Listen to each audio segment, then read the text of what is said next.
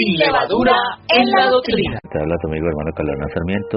Sin levadura en la doctrina está en el aire y estamos en la serie de las 40 parábolas de Jesús. Va la segunda, ya pasamos la parábola del sembrador, la primera, que va muy relacionada con la parábola de la higuera, que no daba fruto y que necesitó ser abonada.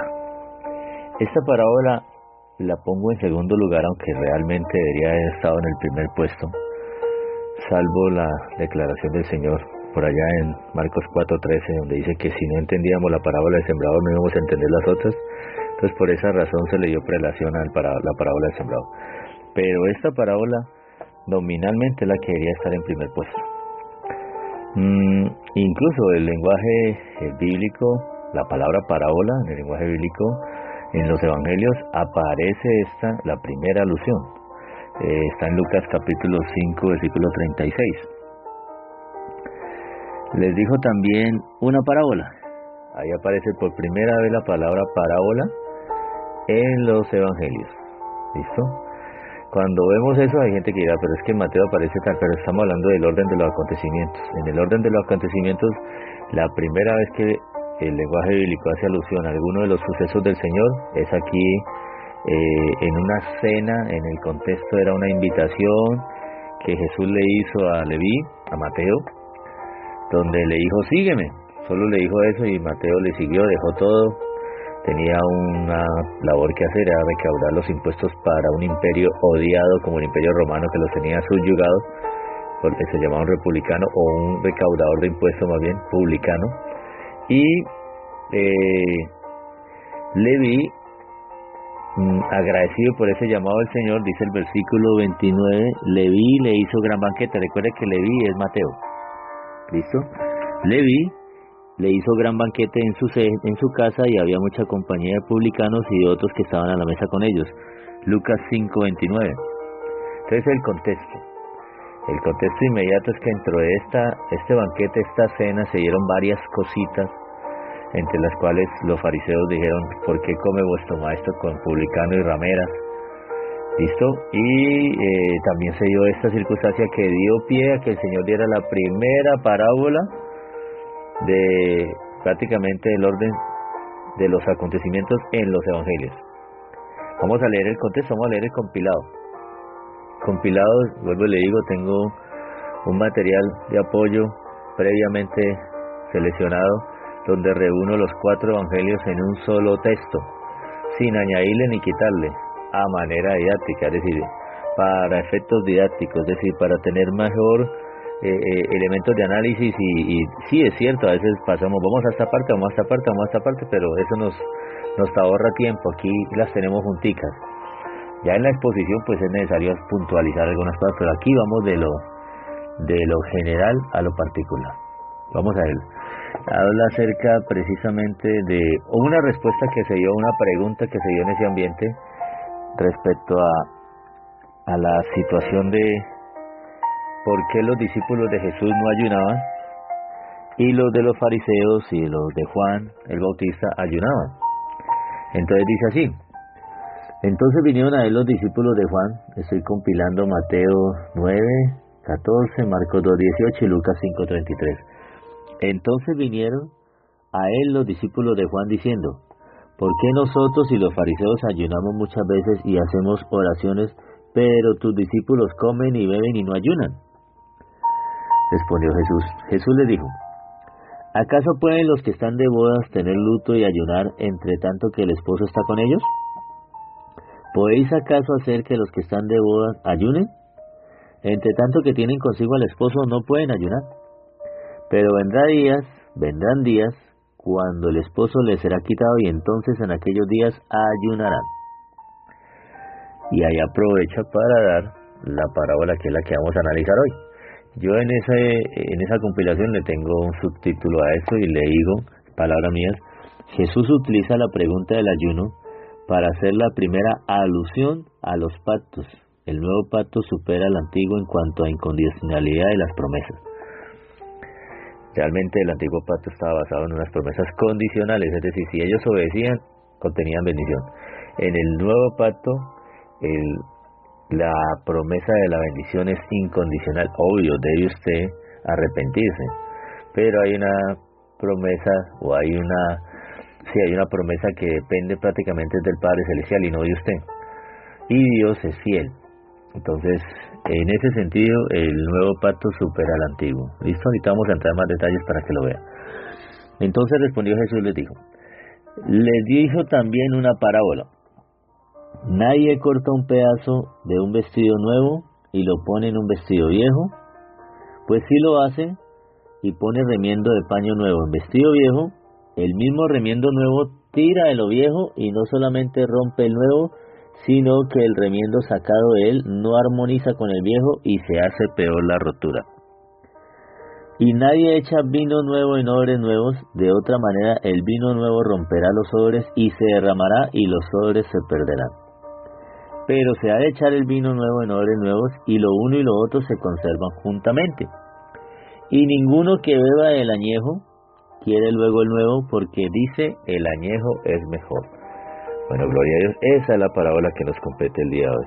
Se llama la parábola del paño nuevo en vestido viejo y de los odres. Del vino nuevo en odres nuevos, vino viejo en odres viejos. Esa parábola es la que vamos a tocar hoy. A ver, le cuento, esta parábola no he visto ningún comentarista hacer una acentuación entre lo que es el subtítulo que ve allí.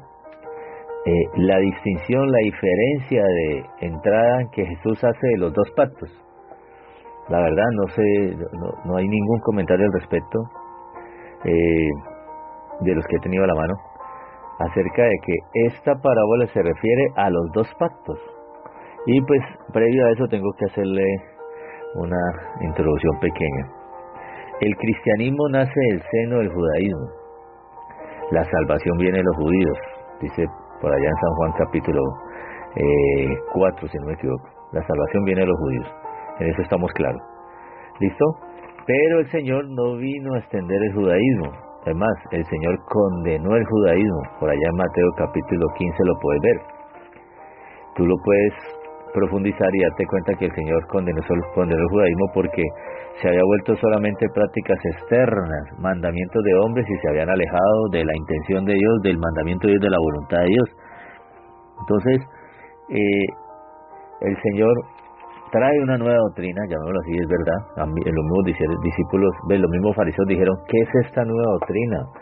Que con autoridad echa fuera a los demonios, sana a los enfermos, devuelve la vista a los ciegos. Una nueva doctrina, ¿listo? ¿Ok? Entonces, dice así, la escritura dice así, sí, San Juan 4:22, vosotros adoráis los que no sabéis, nosotros adoramos lo que sabemos porque la salvación viene de los judíos. ¿Listo? Así está claro. San Juan 4:22. Entonces, dentro de ese seno del judaísmo habían cosas rescatables todavía.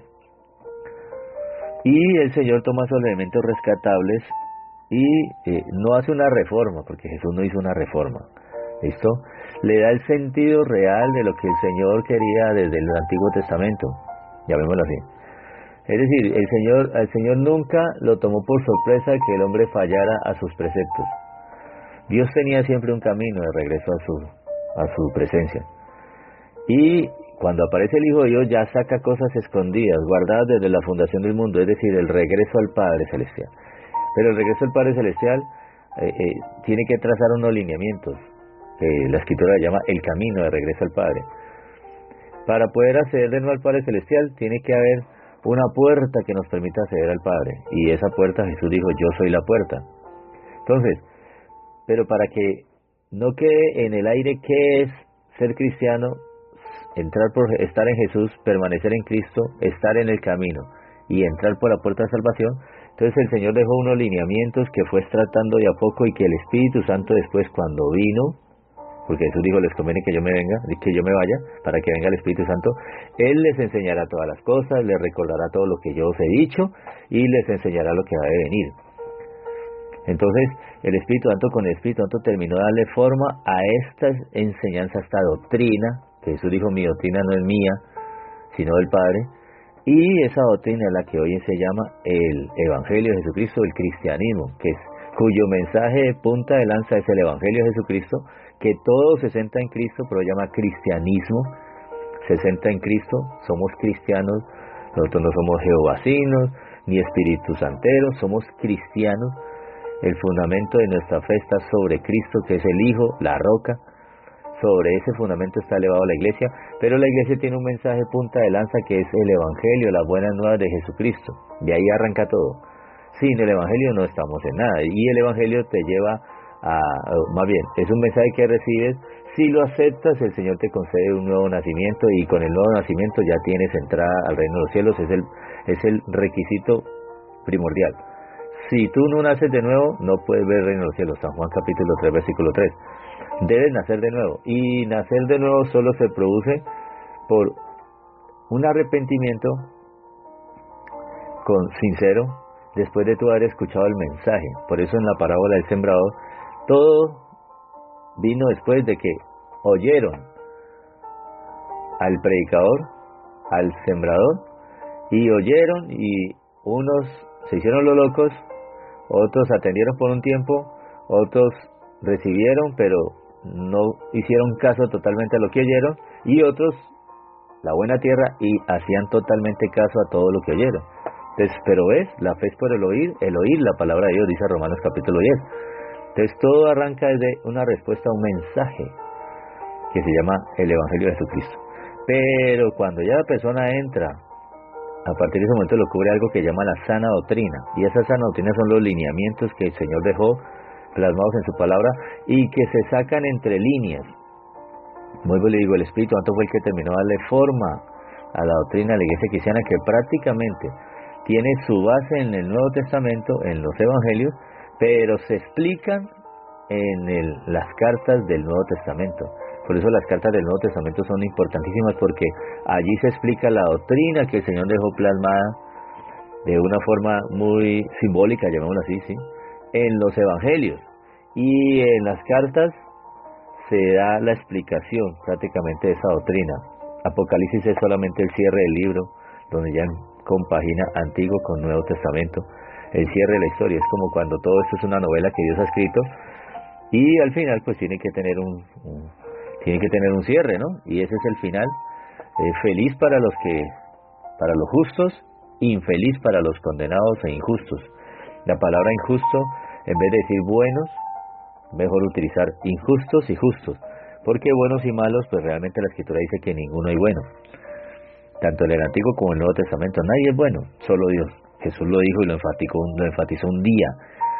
Y de ahí arranca todo. Si usted me está escuchando y no es conocedor de la palabra, usted no es bueno, solo Dios es bueno. Porque no puede ser que usted diga que es bueno, pero a veces hace cosas malas, entonces no es bueno. Usted debe ser o justo, es decir, una persona que está paz y salvo con Dios, o es una persona injusta y mala. No hay justo ni aun uno. Así de sencillo, no hay justo, todos se desviaron, todos se descarriaron. ¿Quién no ha pecado? El pecado nos hizo malos delante de Dios. Y otro pasaje en Efesios dice enemigos, y en Colosenses dice enemigos en nuestra mente contra Dios, opositores de Dios, por el pecado. Entonces ya eso arruinó nuestra condición y nos demanda el Señor que si queremos entrar al reino de los cielos, arreglemos con Él cuentas respecto a ese pecado para que Él nos justifique, y ahí sí nos puede entrar al reino de los cielos. Eso se llama la gracia. Entonces, este mensaje del Evangelio, pues comienza el Señor entendiendo de que tienen que extratarlo del judaísmo. Y al extratarlo del judaísmo, pues es necesario que comencemos a hacer distinción entre el antiguo pacto, que hasta ese momento cobijaba a los israelitas en las tablas de la ley de Moisés, y el Señor comenzará a preparar a sus discípulos para que entiendan de que hay un nuevo pacto que Jesús vino a hacer. Entonces eso sí está claro, lo vemos bien claro incluso en la Biblia. Tenemos Antiguo Testamento, que realmente se basa en el Antiguo Pacto, y tenemos Nuevo Testamento, que realmente se basa en el Nuevo Pacto. Entonces esta parábola habla de eso. Jesús estaba ya haciendo una alusión entre lo que va a ser la diferencia entre los dos pactos. Pero hoy en día hay gente apegada al antiguo pacto, entonces por eso lo dijo. Y mire, yo creo que usted entienda el contexto. El contexto habla acerca no del ayuno, sino de el acto en que estaban. Ellos estaban en un banquete. Entonces, precisamente por ese banquete, ellos dicen, ¿por qué ustedes comen y beben?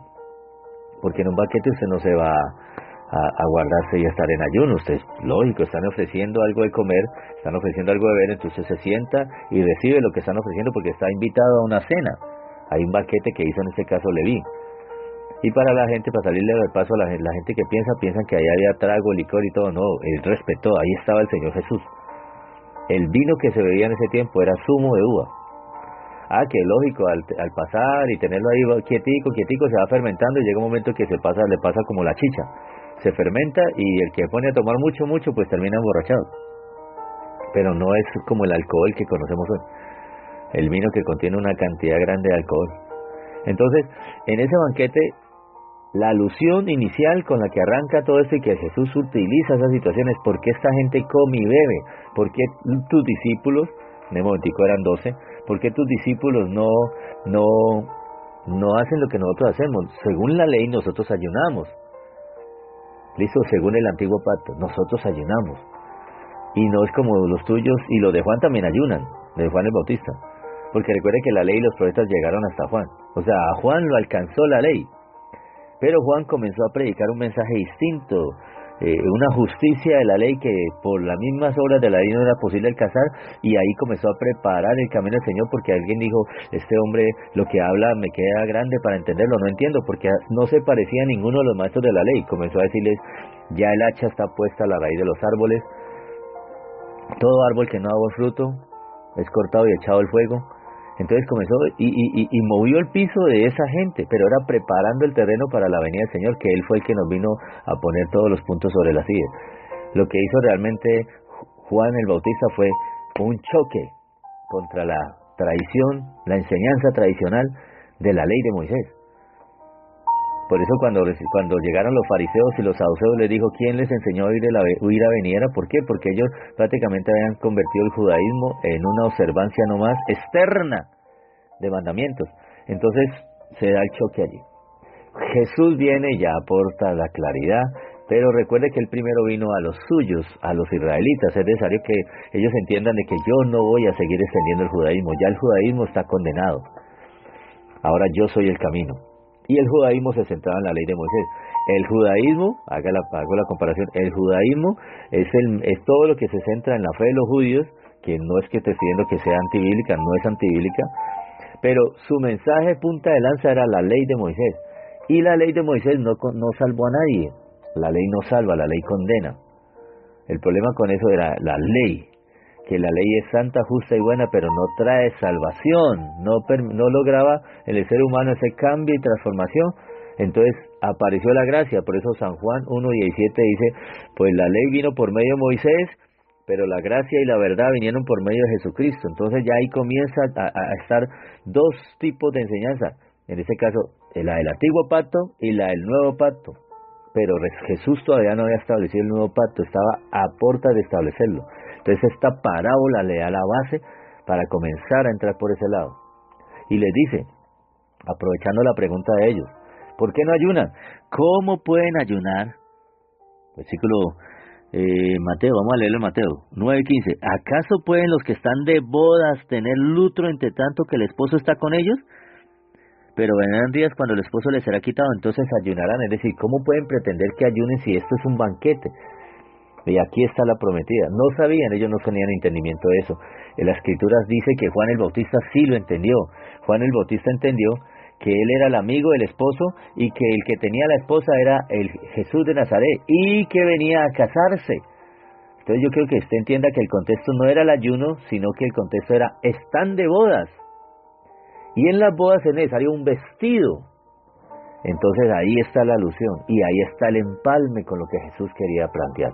El Antiguo Testamento te da a ti un vestido que es viejo delante de Dios y que ya está roto. Mientras que el Nuevo Testamento es un vestido nuevo, entonces yo no voy a coger del Nuevo Testamento, del nuevo pacto que yo voy a establecer en la sangre del cuerpo de Cristo Jesús, como dice Mateo capítulo 26, este es el nuevo pacto. Horas antes de que lo mataran, elevó la copa y dijo, esta es la sangre que es derramada por vosotros, en el nuevo pacto, la sangre del nuevo pacto que es derramada por vosotros para perdón de pecados. Y luego el pan, este es mi cuerpo que será molido en el pan y en el cuerpo, en el cuerpo y la sangre de Cristo está el nuevo pacto, como en el antiguo pacto se hizo también con sangre un pacto, pero era la sangre de un corderito, y esa sangrecita la derramaron sobre las tablas de la ley, las 10 mandamientos, y sobre ese rocío de sangre hicieron el antiguo pacto, pero era sangre ajena, a esa gente no le dolió, era sangre de un corderito. En cambio aquí está la sangre del Hijo de Dios, y ese nuevo pacto lo estableció Jesús. Entonces Él establece ese nuevo pacto, ahora un vestido nuevo, y Él no va a tomar del vestido nuevo, que es perfecto, porque la gracia es perfecta, y elementos del antiguo pacto, del vestido viejo, lo va a coger y sencillamente voy a reformar. Es decir, lo que voy a hacer es hacerle un adorno a esos huecos que dejó el vestido viejo. No, eso no va a hacer el Señor. Por eso ahí está la parábola, dice: nadie pone remiendo de paño nuevo en vestido viejo, porque tal remiendo tira de lo viejo y se hace peor la rotura. Es decir, no, y en Lucas dice, no van a armonizar, no compaginan. ¿Por qué? Porque son dos enseñanzas contrarias. En esta esquina, la ley de Moisés, y en esta otra, la gracia de Jesús. Pero no se supone que están en la misma escritura. Sí, nominalmente deberían de coordinar, pero cuando vas a la ejecución, es decir, en la práctica te das cuenta que son opuestos, y esa es la postura que tenemos contraria a los que quieren alcanzar salvación guardando algún punto de la ley, lo que se llama el legalismo. Eso es legalismo. La gente piensa que legalismo es hablar duro. No, legalismo es cuando usted quiere utilizar la ley como su base y su fundamento, observando las obras de la ley como para alcanzar los méritos de poder entrar al reino de los cielos. Por eso se llama legalismo, distinto al cristianismo. Entonces, en esta esquina el legalismo plantea que usted es salvo por las obras de la ley si hiciere las obras de la ley. Esa es la justicia. Su justicia es obras. La gracia plantea lo contrario. Usted por obras no se justifica delante de Dios, porque sus obras no dan la talla, y mucho menos si piensa que usted obedece la ley de Moisés. Nadie obedece los 10 mandamientos con decirle eso, ni siquiera los fariseos. Es más, Jesús le dijo hasta los mismos sacerdotes: ¿quién de vosotros me redarguye de pecado? Vosotros que vos basáis en la ley de Moisés, ninguno de vosotros la cumple. Así le dijo, y nadie le pudo refutar. Y también le dijo: ¿quién de ustedes me redarguye de pecado? Entonces, la ley plantea que usted es salvo si guarda los 10 mandamientos, y aparte de eso los 603 preceptos más, porque son 613. Si usted es sacerdote, también le competen las sentencias, las sentencias, las ordenanzas y los preceptos. Preceptos para la sociedad, sentencias en la parte judicial y ordenanzas para los sacerdotes, aparte de los 10 mandamientos. Pero te puedo asegurar que nadie, de verdad, poniéndose la mano en el corazón, puede cumplir los 10 mandamientos en sus fuerzas. Eso plantea la ley. Es una justicia, es un viejo vestido que ya está roto. En ese momento estaba roto. Prácticamente esta gente tendría desvirtuada. Es más, lo comprueba la historia. ¿Por qué ellos eran esclavos? Si la ley decía que ellos iban a ser cabeza y no cola. Porque habían incumplido la ley de Moisés. Es más, ellos habían sido restaurados 2 veces. Ya habían sobrevivido a 2 deportaciones. Las 10 tribus del norte a Siria, ellas sí nunca volvieron. Y a Babilonia ya habían vuelto. Escúcheme, corrijo, una sola vez. Y en ese momento que llega el Señor, ellos ya habían vuelto de Babilonia. Llevan 4 siglos de haber vuelto de Babilonia. Pero estaban esclavos. ¿Por qué estaban esclavos? Porque no habían cumplido la ley de Moisés. Si ellos cumplieran la ley de Moisés, les pasó como en el tiempo de David. Se sacudió de todos sus enemigos porque tenía su ley en gran honra y obedecían la ley. Pero después de Salomón, que con la riqueza se torció y también incumplió la ley de Moisés, volvió otra vez el pueblo, se dividió en 2, primero el reino, y luego cayeron en deportación por incumplir los preceptos de la ley de Moisés, es decir, el vestido viejo, el antiguo pacto. Esa gente, históricamente, se les había demostrado que la historia, la ley no habían podido cumplirla. Y eso entendió el apóstol Pedro en Hechos capítulo 15, cuando dijo, ya cuando se están convirtiendo los gentiles, los que no son israelitas, y les dijo: pero ¿por qué queréis colocar sobre la cerviz de esta gente, sobre esta gente un yugo que ni nosotros ni nuestros padres hemos podido sobrellevar. Voy a leérselo, para que no quede ahí en el aire. Hay gente que dirá, esto era lo que estaba en la perspectiva del Señor cuando dio esa parábola. Esta pugna que hay entre los dos pactos. Y hoy usted escucha gente que se cree judío observando la ley de Moisés, creyendo que Dios lo llamó a ser judío, y observando las costumbres, y están guardando las fiestas, y están haciendo esto. Pablo le dijo a los colosenses, observáis las lunas nuevas, observáis los días de reposo. Me temo que trabajé en vano con ustedes. Y a los gálatas también. Trabajé en vano, no me entendieron lo que yo quiero decir. Ustedes yo no les estaba imponiendo a ustedes el judaísmo. Les estaba hablando del evangelio, las buenas noticias que salen de ahí. Sí, la salvación viene de los judíos. Los pactos, las promesas, Pablo lo explicó mejor en Romanos capítulo 9. Dios no ha desechado a su pueblo, es más, a través de ese pueblo vino toda esta bendición. Pero ese mismo pueblo, a través del cual vino toda esta bendición, ni entendió qué era lo que venía. Y por su apego a la ley se sacaron de la invitación a las bodas, porque eso es una invitación a unas bodas. Recuerda el hijo pródigo que era necesario hacer fiesta, hizo fiesta al padre, luego ve al hijo, el hijo mayor que representa a Israel con su apego a la ley y dice, no, pero es que este man hizo y deshizo, y usted llega y lo recibe, así solamente, no, pero es que él se arrepintió y volvió a mí. Entra, mijo. No, yo no entro a esa fiesta, no, a mí no me has hecho absolutamente nada. No entró a las fiestas. Un apego a que yo he hecho, yo siempre he estado contigo, yo siempre he hecho esto, yo siempre sí, mijo, tú siempre has estado conmigo, pero ese siempre ha estado conmigo. Hay que ponerlo entre paréntesis, porque Israel ha fallado. A Israel no le ha cumplido a la ley de Moisés como es él. Dice el Señor aquí, ahora pues, está hablando del apóstol Pedro, porque decían que era necesario que a los gentiles, entonces algunos que venían de Judea, Hechos 15:1, enseñaban a los hermanos, si no os circuncidáis conforme al rito de Moisés, no podéis ser salvos. Vestido viejo, ya roto. Si esos gentiles no se ponen el vestido viejo, rasgado, que nosotros tenemos, no pueden ser salvos. Estoy parafraseando para que comprenda a qué se refería esta parábola, a la cual creo que vamos a tener que darle una segunda parte. Bendito sea Dios, el tiempo vuela. Si estos gentiles que se convierten al Señor a través del mensaje del Evangelio no le ponemos el vestido viejo, roto, raído de la ley, no pueden ser salvos. Qué diagnóstico tan errado. Eran los que habían creído apegados a la ley. Es más, por aquí en Hechos capítulo 10 le dicen así, los fieles de la circuncisión, así le llaman. Hechos 11:2. Y cuando Pedro subió de Jerusalén, escúcheme, venía de predicarle a los italianos, a Cornelio y a su familia.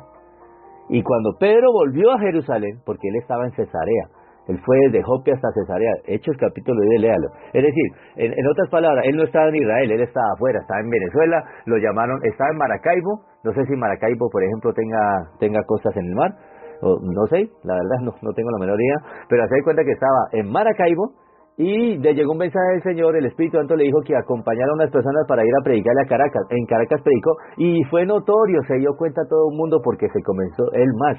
Pedro fue el primero que le predicó a los gentiles, por eso a Pedro se le dijo, a ti te entregaré las llaves del reino de los cielos.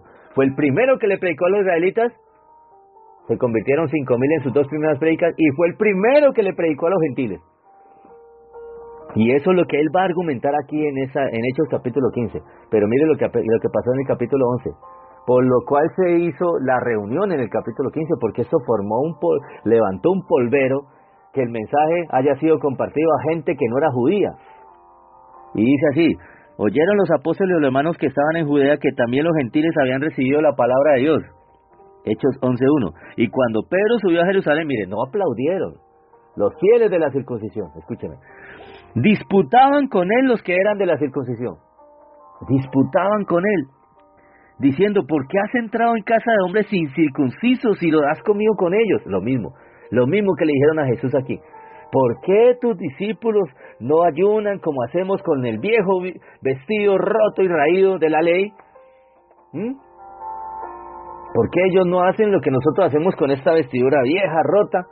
¿Por qué no se ponen estas vestiduras viejas rotas?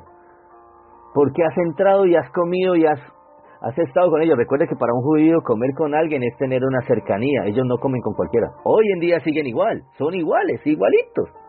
Hoy en día de pronto son más escépticos que los de antes. Al menos los de antes se basaban en la ley de Moisés. Los de hoy tienen una cantidad de cosas increíbles. El judío hoy está muy lejos. Estamos hablando de judío ortodoxo. Claro que entre los judíos hay muchas corrientes, ¿no?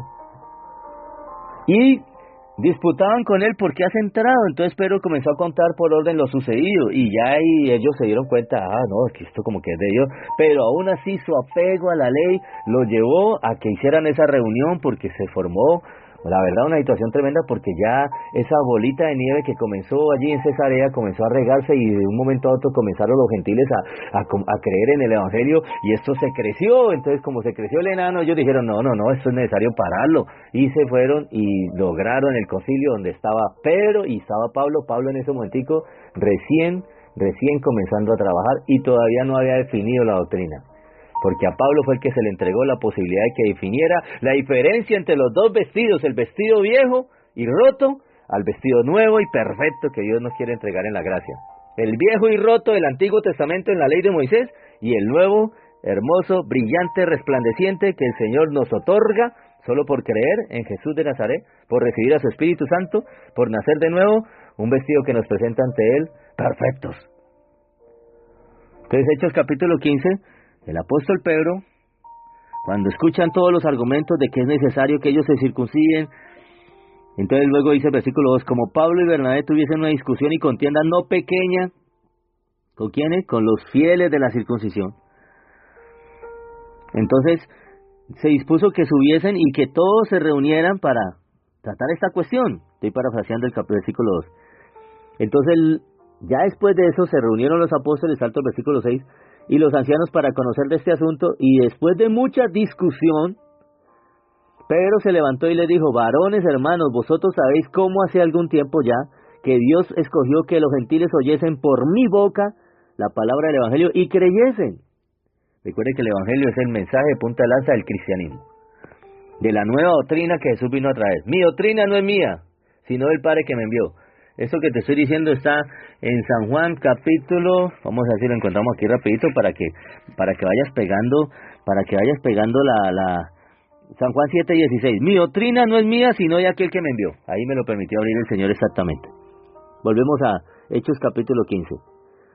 Y Dios, que conoce los corazones, les dio testimonio dándoles el Espíritu Santo lo mismo que a nosotros. Es decir, el Espíritu Santo viene después de que usted creyó en el evangelio de Jesucristo y de su arrepentimiento. O sea que esta era gente, buena tierra. Oyeron y atendieron, y creyeron, y obedecieron, y la pusieron por obra. Y el Señor, al ver esa sinceridad, la respuesta del mensaje del evangelio, que no es otra cosa nada más, sino que Jesús murió por sus culpas, Jesús cargó con sus pecados, porque usted no era capaz de presentarse delante de Dios con sus vestiduras, no le sirve, lo condenan, sus obras no sirven para nada ante Dios. Entonces, alguien hizo una obra única, perfecta, hecho Hebreos 10:14, y con una sola ofrenda hizo perfecto para siempre a los santificados. Lo presenta ahora delante del Padre. Entonces, creyeron al mensaje del evangelio, y Dios, versículo 8, que conoce los corazones, les dio testimonio dándoles el Espíritu Santo lo mismo que a nosotros. Esa gente fue bautizada en lenguas. Esa gente recibió la llenura del Espíritu Santo. Usted tiene que hoy pedirle al Señor que si usted nunca ha sentido la llenura, la presencia o el bautismo del Espíritu Santo, pídale al Señor que se lo confirme, porque si no, entonces su conversión no ha sido genuina. Porque Dios, al que se convierte de una forma genuina a su mensaje, le concede que tenga la visitación del Espíritu Santo, y vendremos a Él, dicen los pasajes en San Juan, creo que en el 14 o en el 16. Aquel que creyere en mí, mi mensaje, Jesús de Nazaret, vendremos a Él. El Espíritu Santo te trae la presencia del Padre y del Hijo a tu vida, y tú sabes que no estás solo, y ahí te das cuenta que alguien respondió de una forma afirmativa a tu arrepentimiento y tu conversión. Te entregó el Espíritu Santo y ahora comprendes, porque el Espíritu Santo sí clarifica absolutamente todo.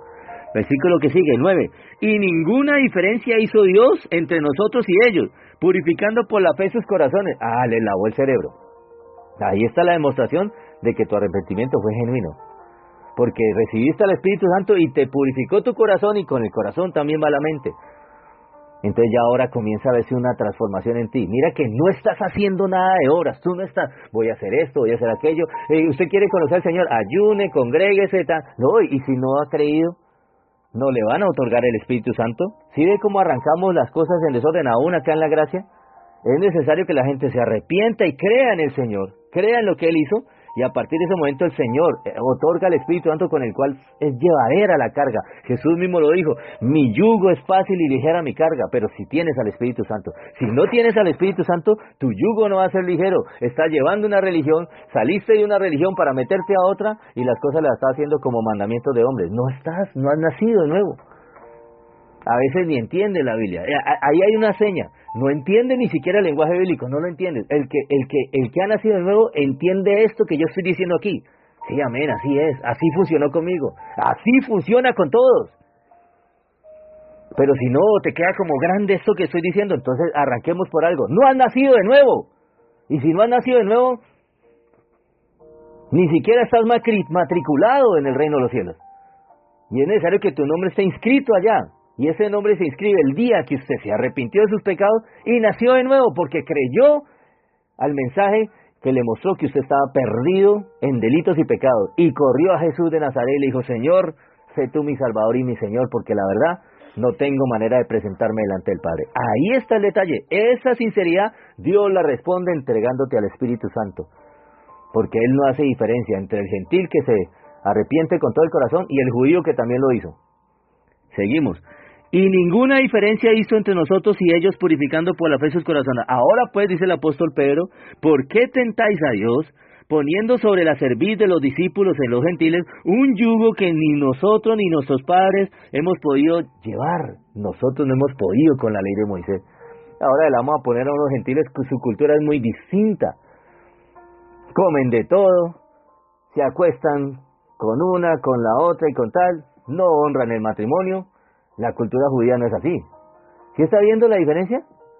Y pretendemos que a esta gente, con la ley de Moisés, se las impongamos encima y le van a dar la talla. No da la talla el que culturalmente está preparado, va a dar la talla el que culturalmente es inapropiado para acercarse a la ley. Comen cerdo con decirle eso. Arranquemos por ahí. Comen cerdo. Usted le pregunta a un judío, ¿cuál es el problema con nosotros? Que ustedes comen cerdo. Un animal inmundo. Es más, ellos nos dicen que nosotros por comer cerdos somos cerdos, porque uno es lo que come, dicen ellos. Y a nosotros nos dicen goyín, porque goyín significa cerdo. Y por eso no comen con nosotros, el judío. Pero esa es la idiosincrasia de ellos. Entonces, si comprende, aquí estamos hablando, y Jesús se acerca con esta parábola a confrontar eso de entrada. Yo traigo un vestido nuevo, y ese vestido nuevo no tiene nada que ver con ese vestido viejo. No piensen que yo traje aquí pañitos para reparar el judaísmo. Yo no voy a reparar el judaísmo. Y si lo vemos por los sobres, yo no voy a coger lo que estoy haciendo ahora, un vino nuevo, y echarlo en los sobres viejos de la ley para que todo se tire y se parrandee. Se rompe el vino nuevo, echa por la borda, se tira los sobres viejos, lo rompe y el vino se derrama. Bueno, dejémoslo hasta ahí, bendito sea el Señor. Si ves, este es un punto muy largo. La verdad, aquí estamos confrontando ley y gracia. Permítame orar. La verdad, pues me ha guiado el Señor a que siempre termine en oración. Padre Celestial, en el nombre de Jesús de Nazaret, a eso hay que darle una segunda parte, bendito sea el Señor. Lo que te pido, Padre Celestial, es que comiences a mover a tu pueblo el nuevo pacto, a que comprendan la gracia, a que se esfuercen en la gracia, como dijo el apóstol Pablo, y a que crezcan en la gracia, como dijo el apóstol Pedro, porque esa es la gracia, ese camino lo trazaste, Señor, la gracia inmerecida en la vida, la obra, el sacrificio de Jesús en la cruz del Calvario. Sobre eso está nuestro fundamento, Señor. Y la gracia vence sobre la ley, la gracia supera la ley, tremendamente. Y la gracia, Señor, no se basa en las obras, sino en un regalo inmerecido. Es por gracia, Señor, la salvación. Es por gracia esta bendición. Lógico, es necesario que creamos, Señor. Y permite que tu mensaje de buenas nuevas sea creído para que la gracia alcance y el Espíritu de gracia sea derramado sobre aquellos que hayan creído, Señor. Te lo pedimos en el nombre de Jesús. Amén. Bendiciones. Ministerio Sarmiento Arboleda. Ministerio de Enseñanza e Instrucción Bíblica.